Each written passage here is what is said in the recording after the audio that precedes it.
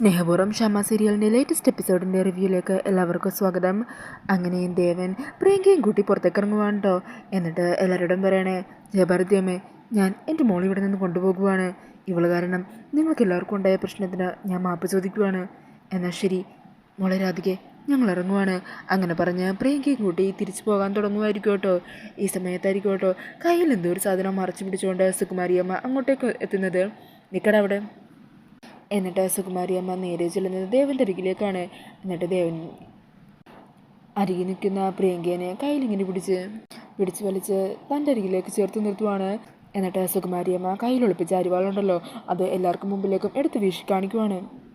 എന്താടാ നോക്കുന്നേ? പേടിച്ചോ നീ? ഈ നിൽക്കുന്ന എല്ലാവരും പേടിച്ചോ? അമ്മേ, അബദ്ധമൊന്നും കാണിക്കരുത് എന്ന് യശോദ വിളിച്ച് പറയുവാണ്. ഈ സമയം സൂര്യ വരണേ നോക്കി നിൽക്കാതെ വന്ന് പിടിക്കടാ വരാൻ. അന്നേരം സുകുമാരി പറയണേ, ദേ ഏതെങ്കിലും ഒരുത്തൻ എൻ്റെ അരികിലേക്ക് വന്നാലുണ്ടല്ലോ, ഇത് വെച്ച് ഞാൻ എല്ലാത്തിനും അങ്ങ് വീശും. അടുത്ത് വരരുത്. ഈ അരിവാളും കൊണ്ട് ഞാനിപ്പോൾ നിങ്ങളുടെ മുമ്പിൽ വന്നിരിക്കുന്നത് ഈ നിൽക്കുന്നവന്മാരെ ഒന്നും കൊല്ലാനല്ല. ദേ ഇവളെ ഞാൻ പൊന്നു പോലെ കാത്തു വളർത്തിയവളാ. ദേ ഇവളെ ഇതുകൊണ്ട് വെട്ടിക്കൊല്ലാനാണ്. എന്നിട്ട് ദേവൻ്റെ അരികിലേക്ക് പ്രിയങ്കനെ കൊണ്ടുവരിക. എന്നിട്ട് പറയണേ, ഇവൾ എന്തിനടയിൽ ജീവിക്കുന്നത്? ഇവളുടെ വയറ്റിലൊരു കൊച്ചുണ്ട്. അതിൻ്റെ കാരണക്കാരനായവൻ നിന്നോട് പറഞ്ഞു ആ കൊച്ചി ഇവൻ്റേതല്ലെന്ന്. അത് നീ അങ്ങ് വിശ്വസിക്കുകയും ചെയ്തു. എങ്കിൽ പറയടാ, നിൻ്റെ മോള് പിഴച്ചതാണെന്ന് പറ. ഈ നിൽക്കുന്ന ഏതെങ്കിലും ഒരുത്തന് ഇവള് പിഴച്ചതാണെന്ന് ബോധ്യമുണ്ടെങ്കിൽ സുകുമാരിയോട് അതിപ്പോൾ തന്നെ പറയണം. അങ്ങനെ പറഞ്ഞിട്ടുണ്ടെങ്കിൽ പിന്നെ ഇവളെ ഞാൻ വെച്ചേക്കില്ല എന്നും പറഞ്ഞ് പ്രിയങ്കിനെ കൊല്ലാനായിട്ട് കത്തി ഇങ്ങനെ പിടിച്ച് നിൽക്കുവാണ് കേട്ടോ സുകുമാരി. അതുകൊണ്ട് ഭയന്ന് നിൽക്കുവാണ് ദേവന് യശോദ എല്ലാവരും. ഒരു കാര്യം ഞാൻ നിങ്ങളോട് എല്ലാവരോടായിട്ട് പറഞ്ഞേക്കാം. ഇവളുടെ വയറ്റിൽ കിടക്കുന്ന കുഞ്ഞിൻ്റെ അച്ഛൻ വരണല്ലെന്ന് നിങ്ങളെല്ലാവരും കൂടി തെളിയിച്ചാം. അപ്പം വേണമെങ്കിൽ ഇറങ്ങിപ്പോകുന്ന കാര്യത്തെക്കുറിച്ചൊക്കെ ആലോചിക്കാം. അല്ലാതെ അതിനു മുമ്പ് ഇവൾ ഇവിടുന്ന് പിടിച്ചിറക്കാനോ പറഞ്ഞു വിടാനോ ശ്രമിച്ചിട്ടുണ്ടെങ്കിലുണ്ടല്ലോ, കൊല നടക്കൂടെ, കൂട്ടക്കൊല. വാടി ഇങ്ങോട്ട് എന്ന് പറഞ്ഞ പ്രിയങ്കയെ പിടിച്ചു വലിച്ചുകൊണ്ട് മുത്തശ്ശിയകത്തേക്ക് കയറി പോകുവാണ് കേട്ടോ. ഈ സമയം ദേവനാണെങ്കിൽ ഒന്നും ചെയ്യാനാതെ നിസ്സഹായനായിട്ട് എല്ലാവരുടെ മുമ്പിൽ കൈകോപ്പിക്കൊണ്ട് കരയുവാണ് കേട്ടോ. ഈ സമയം രാധിക വന്ന് അച്ഛനെ ചേർത്ത് പിടിക്കുന്നുണ്ട്. പിന്നീട് കാണിക്കുന്നത് ശ്യാമയുടെ വീടാണ്. അവിടെ ശ്യാമയും അമൃതയും കൂടി കണിമംഗലത്തെ കാര്യങ്ങളെല്ലാം അറിഞ്ഞ് നിയമപരമായിട്ട് എന്തെങ്കിലും ചെയ്യാൻ പറ്റുമെന്ന് ആരതിയോട് ഫോണിൽ വിളിച്ച് ചോദിക്കുവാണ്. അങ്ങനെ ആരതി പറഞ്ഞ കാര്യങ്ങളൊക്കെ കേട്ടിട്ട് ശ്യാമ ഫോൺ കട്ട് ചെയ്യുവാണ് കേട്ടോ. ഈ സമയം അമൃത ചോദിക്കണേ, എന്താ ആരതി പറഞ്ഞത്? അന്നേരം ശ്യാമ പറയുവാണ്, നിയമപരമായിട്ട് ഈ ഒരു കാര്യത്തിന് വേണ്ടി സുകുമാരിയമ്മ മൂവ് ചെയ്താലും നമ്മൾ മൂവ് ചെയ്താലും ഉണ്ടാകാൻ പോകുന്ന ഫലം ഒരുപോലെ തന്നെയാണ്. നിയമപരമായിട്ട് പ്രിയങ്കയാണല്ലോ വരുണിൻ്റെ ഭാര്യ എല്ലാവരുടെ മുമ്പിൽ. അങ്ങനെയുള്ളപ്പോൾ വരുണും രാധികയും തമ്മിലുള്ള വിവാഹത്തിന് നിയമസാധ്യത ഉണ്ടാവില്ല. മാത്രമല്ല പ്രിയങ്കയുടെ വയറ്റിലൊരു കുഞ്ഞുണ്ടെങ്കിൽ അത് മിക്കവാറും അതിൻ്റെ ഉത്തരവാദിത്വം വരുണിൻ്റെ തലയിലായിരിക്കും. നിയമത്തിൻ്റെ മുമ്പിലും വരാൻ സാധ്യത. പിന്നെ കുഞ്ഞ് ജനിച്ചതിന് ശേഷമുള്ള DNA ടെസ്റ്റ് ആണെങ്കിൽ അതിന് സമയമെടുക്കുമല്ലോ. അതിനുള്ളിൽ തന്നെ നാട്ടുകാരുടെയും വീട്ടുകാരുടെയും എല്ലാവരുടെയും മുമ്പിൽ ഈ കാര്യം പറഞ്ഞ് വരുണിൻ്റെ കുടുംബം നാണം കെട്ട് വല്ലാത്തൊരവസ്ഥയിലാകുകയും ചെയ്യില്ലേ? അന്നേരം അമൃത ചോദിക്കണേ, പിന്നെ ഇപ്പോൾ എന്താ ഇതിനൊരു പരിഹാരം? പ്രിയങ്കയുടെ വയറ്റിൽ കിടക്കുന്ന കുഞ്ഞിനെ വരുൺ ഏറ്റെടുക്കണമെന്ന് തന്നെയാണോ? അന്നേരം ക്ഷമ പറയണേ, ആരതി പറയുന്നത് നിയമസാധ്യതയല്ലേ? രാധികയുടെ കാര്യത്തിൽ അനുകൂലമായിട്ടുള്ള എന്തെങ്കിലും ഒരു കാര്യം ഉണ്ടായിരുന്നെങ്കിൽ ആരതി അത് പറയാതിരിക്കില്ലല്ലോ. അന്നേരം അമൃത ചോദിക്കണേ, എൻ്റെ ശ്യാമേ, വരുൺ കൺമുമ്പിലുള്ളപ്പോഴല്ലേ സുകുമാരിയമ്മ ഈ കാര്യമൊക്കെ പറയുന്നത്? അവരുടെ കണ്ണുവെട്ടിച്ച് വരുണിനെയും രാധികനെയും എങ്ങോട്ടെങ്കിലും നമുക്ക് പറഞ്ഞു വിട്ടാലോ? അന്നേരം ശ്യാമ ചോദിക്കണേ, അതെങ്ങനെയായിട്ടെത്തി? കഴിഞ്ഞ തവണ ഒരു പ്രാവശ്യം അവരെ ഒരു യാത്രക്ക് വിട്ടപ്പോൾ ഉണ്ടായ ഗുലുമാലുകളൊക്കെ നമ്മളും കണ്ടതല്ലേ? വീട്ടിലുണ്ടെങ്കിൽ സുകുമാരി ഉണ്ടാക്കുന്ന ഗുലുമാലുകളെ പേടിക്കണം, പുറത്തിറങ്ങിയാൽ അവരെ കൊല്ലാൻ വേണ്ടി നടക്കുന്ന ആളുകൾ. എൻ്റെ മോളിപ്പോൾ വല്ലാത്തൊരു പ്രശ്നത്തിൽ തന്നെ ആകപ്പെട്ടിരിക്കുന്നത്. അങ്ങനെ ആകെ സങ്കടത്തിലിരിക്കുവാണ്ടോ ശ്യാമ. അന്നേരം അമൃത പറയണേ, എൻ്റെ ശ്യാമ ഇങ്ങനെ തളരല്ലേ? വരുണിൻ്റെ ആദ്യേക്കും ശ്യാമ കൂടെ ഉണ്ടെന്നുള്ള ധൈര്യം. താനിങ്ങനെ പേടിക്കുന്നു എന്നറിഞ്ഞാൽ അവരും ആകെ തളർന്നു പോകും. അതുകൊണ്ട് അവർ വിളിച്ച് സംസാരിക്കുമ്പോഴൊന്നും ഈ പേടിയും ഭയമൊന്നും കാണിക്കരുത്. അന്നേരം ക്ഷമ പറയണേ, ഇല്ലേട്ടത്തി, ഇത്രയും നാളും ഞാൻ അവളുടെ മുമ്പിൽ അഭിനയിക്കുമായിരുന്നില്ലേ? ഇനിയും എനിക്ക് ധൈര്യമായിട്ട് അഭിനയിക്കാം. എന്തുണ്ടെങ്കിലും നേരിടാൻ മോളെ എന്നൊക്കെ അവളോട് പറയാം. പക്ഷേ അങ്ങനെയൊക്കെ പറയുമ്പോഴും എൻ്റെ ഉള്ളിൽ ഭയം ഉണ്ടാകും. ഇതിനു മുമ്പ് ഞാൻ നടന്ന അതേ തീവഴികളിലൂടെയാണ് അവളിപ്പോൾ നടക്കുന്നത്. അവൾക്ക് എന്തെങ്കിലും പൊള്ളലുണ്ടായാൽ എനിക്കത് സഹിക്കാൻ പറ്റില്ല. ഉണ്ടാവില്ലായിരിക്കുമല്ലേ ഏട്ടത്തി?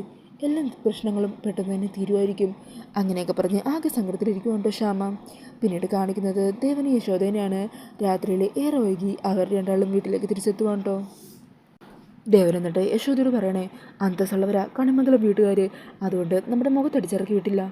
ദേവേട്ടാ, അമ്മ എന്തൊക്കെയാണ് കാണിച്ചു കൂട്ടുന്നത്? ആരുടെ അഭിമാനത്തെക്കുറിച്ചും നമുക്കൊരു വിലയില്ലല്ലോ. അന്നേരം ദേവൻ പറയണേ, എൻ്റെ കുഞ്ഞുനാളെ പഠിച്ചൊരു വാക്കാണ്, അമ്മ ദൈവമാണ്. അമ്മയുടെ നേരെ ഒരിക്കലും നമ്മൾ മോശമായിട്ട് സംസാരിക്കുകയോ ദേഷ്യപ്പെടുകയോ ഒന്നും ചെയ്യരുത്. പക്ഷെ അതെല്ലാം ഇപ്പോൾ തിരിച്ചടിക്കുവാണ്. എൻ്റെ ആയുസിൻ്റെ ഇത്രയും നാളിൽ ഇതുപോലെ ഈ ഒരു അവസ്ഥയിൽ ഞാൻ ഇതുവരെ നിന്നിട്ടില്ല. കുറേ പേര് ചോദ്യങ്ങൾ ചോദിച്ചിട്ടുണ്ട്. ചോദ്യങ്ങൾ ചോദിക്കാത്തവരും അതിലധികം പേരുണ്ട്.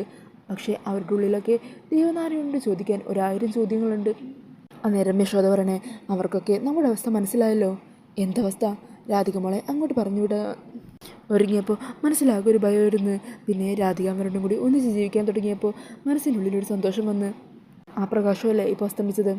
അന്നേരം യശോദ ചോദിക്കണേ, ദേവേട്ട ഞാനൊരു കാര്യം ചോദിക്കട്ടെ, അരുതാത്താണെങ്കിൽ പൊറുക്കണം. ഇനി അമ്മ പറയുന്നത് പോലെ പ്രിയങ്കയുടെ വയറ്റി വളരുന്ന കുഞ്ഞിൻ്റെ അച്ഛൻ വരുൺ. അന്നേരം ദേവൻ യശോദയെ നോക്കി ദേഷ്യപ്പെടുവാണ്. എന്നിട്ട് പറയണേ, വരുൺ നമ്മളോട് പറഞ്ഞതല്ലേ, അയാൾക്ക് നമ്മളോട് കള്ളം പറയേണ്ട ആവശ്യമില്ലല്ലോ. അതുമാത്രമല്ല, ഇത്രയും നാളിൽ അവർ തമ്മിലുള്ള ജീവിതത്തിൽ ഒരു ദിവസം പോലും സന്തോഷമുള്ളതില്ല. പിന്നെ എങ്ങനെയാ ആ കുഞ്ഞ് വരേണ്ടതാണെന്ന് പറയുന്നത്? ആര് വേണമെങ്കിലും കല്ലെറിഞ്ഞോട്ടെ, പക്ഷേ ആ കൂട്ടത്തിൽ ദേവനും യശോദയും ഉണ്ടാകാൻ പാടില്ല.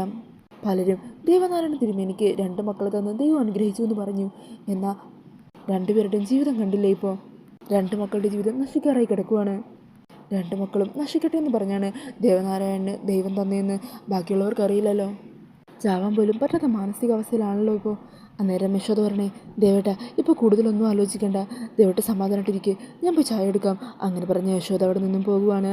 ഈ സമയം ദേവനാണെങ്കിൽ എല്ലാം നഷ്ടപ്പെട്ട അവസ്ഥയിൽ ആകെ തകർന്നുകൊണ്ടിരിക്കുകയാണ് കേട്ടോ. പിന്നീട് കാണിക്കുന്നത് റൂമിൽ കാര്യങ്ങളൊക്കെ കുറിച്ചൊക്കെ ആലോചിച്ച് ആകെ സങ്കടപ്പെട്ട് തളർന്നിരിക്കുകയാണ് കേട്ടോ വരുൺ. ഈ സമയം അതുകൊണ്ട് രാധിക വല്ലാത്ത വിഷമത്തോടെ വരുണിൻ്റെ അരികിലേക്ക് എത്തുക. വരുൺ, എന്താ ഇത്? എന്നോട് ദോഷമുണ്ടോ? ഞാൻ എന്ത് ചെയ്തിട്ടാ? ഒരു ഭാഗത്ത് അച്ഛനും അമ്മയും അനുഭവിക്കുന്ന വേദന, മറുഭാഗത്ത് കണിമംഗലംകാരുടെ വേദന. ഇതിൻ്റെ ഇടയിൽ മനസ്സറിഞ്ഞ് സന്തോഷിക്കുന്ന ഒരേ ഒരാൾ മാത്രമേ ഉള്ളൂ, മുത്തശ്ശി. എല്ലാവർക്കും എന്നോട് ദേഷ്യമുണ്ടല്ലേ, ഞാൻ കാരണമല്ലേ ഇങ്ങനെയല്ല സംഭവിച്ചത്. അന്നേരം വരുൺ പറയണേ, ഇടോ തന്നെ ഇതിലെ ആൾക്കാർ കുറ്റപ്പെടുത്തുന്നത്. കുട്ടിക്കാലം മുതലേ അച്ഛനും അമ്മയും എന്നോട് പറഞ്ഞൊരു കാര്യമുണ്ട്, നമ്മുടെ ഒരു പെരുമാറ്റമോ എന്തെങ്കിലും പ്രവൃത്തികളോ കാരണം പോലും ഈ നാട്ടുകാർക്ക് മുമ്പിൽ നമ്മുടെ കുടുംബത്തിന് തല താഴ്ത്തി നിൽക്കേണ്ട അവസ്ഥ ഉണ്ടാക്കരുതെന്ന്. പക്ഷേ ഇപ്പോൾ അതല്ലേ സംഭവിച്ചിരിക്കുന്നത്. ഇപ്പോൾ ഇവിടുത്തെ എല്ലാ വീട്ടിലെയും ചർച്ച എന്നെക്കുറിച്ചല്ലേ. അവരുടെ കണ്ണി നോക്കുമ്പോൾ എന്താണ്, ഞാനൊരു പെൺകുട്ടി വിവാഹം കഴിച്ചുകൊണ്ട് വന്നു, അവൾ മിസ്സായ തക്കത്തിന് അവളുടെ ചേച്ചിയെ വിവാഹം കഴിച്ചു. എല്ലാവർക്കും മുമ്പിൽ വരുൺ ഇപ്പോൾ വില്ലനല്ലേ. വരുൺ വിചാരിക്കുന്നവരങ്ങനെ വിചാരിക്കട്ടെ, നമുക്ക് എല്ലാവരുടെയും വീട്ടിൽ ചെന്ന് സത്യം അതല്ല മറ്റൊന്നാണെന്ന് പറഞ്ഞ് മനസ്സിലാക്കാൻ പറ്റില്ലല്ലോ. അന്നേരം വരുൺ പറയണേ, എടോ സത്യം കണ്ടെത്താൻ ഞാനൊന്ന് തുനിഞ്ഞിറങ്ങിയാലുണ്ടല്ലോ, അന്നേരം സുകുമാരി അമ്മ അതിനെ മറ്റൊരു രീതിയിൽ വ്യാഖ്യാനിക്കും. പിന്നീട് കേസാകും, കോടതിയാകും. അതിൻ്റെ പേരിൽ പോലീസുകാർ വന്ന് എന്നെ വിലങ്ങ് വെച്ച് കൊണ്ടുപോകുന്നതും കൂടി ഈ നാട്ടുകാർ കാണേണ്ടി വരും. അതും കൂടി ഇനി എൻ്റെ അച്ഛനും അമ്മയും കാണിക്കണ്ടല്ലോ എന്ന് കരുതിയാൽ ഞാനിങ്ങനെ അടങ്ങി നിൽക്കുന്നത്. ഈ സമയം രാധിക പറയണേ, വരുൺ പ്രിയങ്ക ഇങ്ങോട്ട് വന്ന സമയത്ത് വരൺ എന്നോട് ചോദിച്ചിരുന്നില്ലേ, പേടിയുണ്ടോ, എന്തെങ്കിലും മനമാറ്റം എന്നെനിക്ക് തോന്നുമോ എന്നൊക്കെ ചോദിച്ചില്ലേ. അപ്പം ഞാനില്ലാന്ന് ധൈര്യപൂർവ്വം പറഞ്ഞു. പക്ഷേ ഇപ്പോൾ ഈ ഒരു കാര്യത്തിൻ്റെ പേരിൽ ലോകം മുഴുവൻ വരൻ്റെ തെറ്റുകാരനാണെന്ന് പറഞ്ഞാലും ഞാൻ വിശ്വസിക്കില്ല. വരൻ്റെ മനസ്സിൽ എന്നോടുള്ള സ്നേഹത്തിന് ആഴത്തിലാണെന്ന് എനിക്കറിയാം. എനിക്ക് പ്രാർത്ഥിക്കാൻ മാത്രമേ പറ്റുള്ളൂ വരുൺ. ഇതുവരെ ദൈവം എൻ്റെ പ്രാർത്ഥനകളെല്ലാം കേട്ടിട്ടുണ്ട്. ഇതും ദൈവം കേൾക്കും. ഉടനെ തന്നെ നമ്മുടെ പ്രശ്നം പരിഹരിച്ചു തരും. അന്നേരം വരുൺ രാധികയെ പിടിച്ചിട്ട് പറയണേ, താൻ എൻ്റെ കൂടെ ഉള്ളതാ ഇപ്പോൾ എൻ്റെ ഏറ്റവും വലിയ ആശ്വാസം. അന്നേരം രാധിക പറയണേ, വരുണിൻ്റെ കൂടെ രാധിക ഉണ്ടാകുമെന്ന് പറഞ്ഞത് മരണം വരെയുള്ള വാക്കാണ്. ജയിലിലേക്ക് പോകാനാണെങ്കിലും ചാകാനാണെങ്കിലും നമ്മൾ ഒരുമിച്ച് തന്നെയായിരിക്കും കേട്ടോ. അന്നേരം വരുണിൻ്റെ മനസ്സിൽ ഒരാശ്വാസം തോന്നുവാണ്. അങ്ങനെ രാധികയെ ചേർത്ത് പിടിച്ച് സന്തോഷത്തോടു കൂടി നിൽക്കുവാണ് കേട്ടോ വരുൺ. പിന്നീട് കാണിക്കുന്നത് കൽപ്പനയും മുർവശിയും കൂടി പമ്മി പ്രിയങ്കൻ്റെ റൂമിൻ്റെ അവിടെ വന്ന് എത്തി നോക്കി നിൽക്കുവാണ്.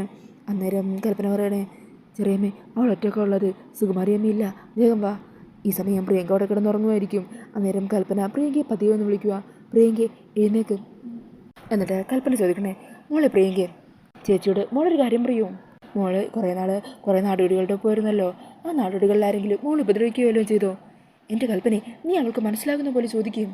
പ്രിയങ്കെ, നിൻ്റെ വയറ്റിൽ കിടക്കുന്ന കുഞ്ഞുണ്ടല്ലോ, ഈ കുഞ്ഞിൻ്റെ അച്ഛനാരാ? മോൾക്കത് ആരാണെന്നറിയോ? ആരാണെങ്കിലും ചേച്ചിയോട് പറയുന്നേ. എന്താ പറയേണ്ടത് എന്ന് ചോദിച്ച് മുത്തശ്ശി അങ്ങോട്ടേക്ക് വരുവാണ് കേട്ടോ.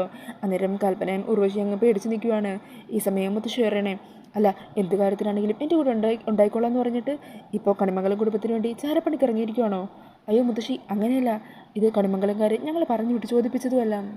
എന്തൊക്കെ പറഞ്ഞാലും ഈ വീട്ടിലുള്ളവരെ പോലെ തന്നെ ഇവളുടെ വയറ്റിൽ കിടക്കുന്ന കുഞ്ഞ് വരുണിൻ്റേതാണെന്ന് ഞങ്ങൾക്ക് നല്ലപോലെ അറിയാം. അപ്പോൾ പിന്നെ ആരുടേതെന്ന് അറിയാനുള്ള ആഗ്രഹം, അതിനുവേണ്ടി ചോദിച്ചെന്നേ ഉള്ളൂ.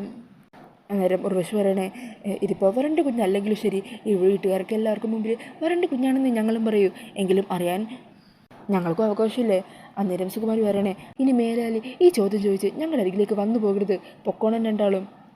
അല്ല മുത്തശ്ശി, ഇതിപ്പോൾ വരൻ്റെ കുഞ്ഞല്ലെങ്കിൽ തന്നെ ഞങ്ങൾക്ക് എന്താ പ്രശ്നം? ഈ കുഞ്ഞ് ആരുടെ വേണമെങ്കിലും ആയിക്കോട്ടെ, പക്ഷേ ഇതിപ്പോൾ വരണിൻ്റെ കുഞ്ഞാണ്, കണിമംഗലത്തിൻ്റെ അവകാശിയാണ്. എന്നാലും ദേവനാരായണ തിരുമേനി യശോദയും വന്നപ്പോൾ സുകുമാരിയമ്മയുടെ ഒരു പ്രകടനം ഉണ്ടല്ലോ, അത് സുകുമാരിയമ്മയെ കൊണ്ട് മാത്രമേ ഈ ലോകത്ത് പറ്റുള്ളൂ. ഞങ്ങളെല്ലാവരും അത് കണ്ടങ്ങ് ഞെട്ടിപ്പോയി. ശരിക്കും എല്ലാവരും വിറപ്പിച്ച് നിർത്തുമായിരുന്നില്ലേ? അല്ലേ ചെറിയമ്മേ? പിന്നല്ലാതെ. സുകുമാരിയമ്മേ, നിങ്ങൾ കഴിഞ്ഞ ജന്മത്തിലെ ഒരു മഹാറാണി തന്നെയായിരുന്നു. അത് എടുപ്പും നടപ്പും ഒക്കെയായിരുന്നു ഇന്ന് നിങ്ങൾക്ക്. അന്നേരം മുത്തശ്ശേരനെ, അയ്യോടി, അതിന് സുകുമാരി കഴിഞ്ഞ ജന്മത്തിലല്ല ഈ ജന്മത്തിലാണ് മഹാറാണിയാകാൻ തീരുമാനിച്ചിരിക്കുന്നത്. അതിന് തടസ്സം നിൽക്കുന്നവരെ എങ്ങനെ വെട്ടി ഇല്ലാതാക്കണമെന്നൊക്കെ ഈ സുകുമാരിക്ക് നല്ലപോലെ അറിയാം, മനസ്സിലായോ? അങ്ങനെ പറഞ്ഞു നിൽക്കുന്ന സുകുമാരിനെ കാണിച്ചുകൊണ്ടാണ് ഇന്നത്തെ എപ്പിസോഡ് വരുന്നത്. പിന്നീട് പ്രമോയിൽ കാണിക്കുന്നത് പരമേശ്വരനും പത്മിനിയും കൂടി റൂമിലിരുന്ന് കാര്യങ്ങളെക്കുറിച്ചൊക്കെ സംസാരിക്കുവാണ്. പരമേശ്വരൻ പറയണേ, കുടുംബത്തിലൊരു പ്രശ്നം ഉണ്ടായാൽ അതിന് ഉടനെ തന്നെ പരിഹാരം കാണുക എന്നതാണ് എൻ്റെ രീതി. പക്ഷേ ഈ പ്രശ്നത്തിന് നമ്മൾ എങ്ങനെയാണ് ഒരു പരിഹാരം കാണുന്നത്? അന്നേരം പത്മിനി പറയണേ, ആരുടേതെന്നറിയാത്തൊരു കുഞ്ഞാ അവളുടെ വയറ്റിലുള്ളത്. അതിൻ്റെ പിതൃത്വം ആരേറ്റെടുക്കും? രാധിക എന്ത് ചെയ്യും? അങ്ങനെ ആ കാര്യങ്ങളൊക്കെ ആലോചിച്ച് പരമേശ്വരന് വല്ലാത്തൊരു അസ്വസ്ഥത തോന്നുവാണ്. അങ്ങനെ നെഞ്ചുവേദന എടുത്ത് തളർന്നിരിക്കുവാണ് പരമേശ്വരൻ. അതുകൊണ്ട് ഭയത്തോടെ നിൽക്കുവാണ് പത്മിനിയും. പിന്നീട് കാണിക്കുന്നത് കള്ളു കുടിച്ചുകൊണ്ടിരിക്കുന്ന ബെഞ്ചമിനെയും ഗൗതത്തിനെയും സിയാജിത്തിനെയും ഒക്കെയാണ് കേട്ടോ. അങ്ങനെ അവർ കണിമംഗലത്ത് ഇപ്പോൾ നടക്കുന്ന പ്രശ്നങ്ങളെയൊക്കെ കുറിച്ച് പറഞ്ഞുകൊണ്ടിരിക്കുവാണ്. ഈ സമയം ബെഞ്ചമിനെ കളിയാക്കി ഗൗതം ഓരോന്നൊക്കെ പറയുന്നുണ്ട് കേട്ടോ. അന്നേരം ബെഞ്ചമിൻ പറയണേ, ഈ വേട്ടക്കാരനെ സംബന്ധിച്ച് ഇരയുടെ കരച്ചിലിനേക്കാൾ വലിയ സംഗീതം വേറെയില്ല, ഞാനതങ്ങ് ആസ്വദിക്കാൻ തീരുമാനിച്ചു. അങ്ങനെ പറഞ്ഞ് രാധികയെ കൊല്ലാനുള്ള പുതിയ പ്ലാനുമായിട്ട് വരികയാണ് ബെഞ്ചമിൻ. അപ്പോൾ ഇതൊക്കെയാണ് ലേറ്റസ്റ്റ് പ്രൊമോയിൽ കാണിക്കുന്നത്. ഈ ഒരു റിവ്യൂ ഇഷ്ടമായിട്ടുണ്ടെങ്കിൽ മറക്കാതെ വീഡിയോ ഒന്ന് ലൈക്ക് ചെയ്യണേ. ഇതുപോലുള്ള കൂടുതൽ റിവ്യൂസിനായിട്ട് ഈ ചാനലൊന്ന് സബ്സ്ക്രൈബ് ചെയ്തും കൂടി സപ്പോർട്ട് ചെയ്യണേ. താങ്ക്